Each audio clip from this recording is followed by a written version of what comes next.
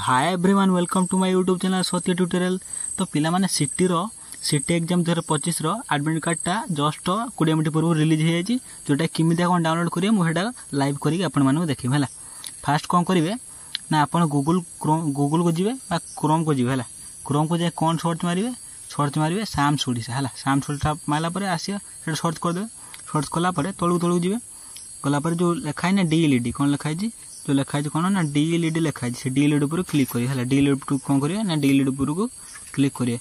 Click कलापर DLED उपर click कलापर ये admit card option लिखाई कौन लिखाई ना एडमिट कार्ड ऑप्शन लिखाई ये क्लिक करेंगे। ये क्लिक कलापर देखो तलू जी ये डाउनलोड एडमिट कार्ड लिखाई है। डाउनलोड एडमिट कार्ड लिखाई ये ऑप्शन गोटे अलग कलर लिखी डाउनलोड एडमिट कार्ड लिखाई जो यही कलर है। कौन करेंगे ना क्लिक करेंगे कौन करेंगे ना क्लिक करेंगे डाउनलोड एडमिट कार्ड।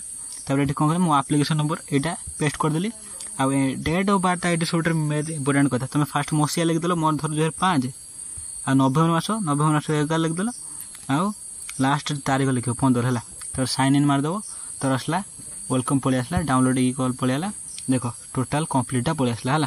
टोटाल कम्प्लीटा पलि आसला देख तो सब डिटेल जानीपार आउ देख जूम कर देख टिक है।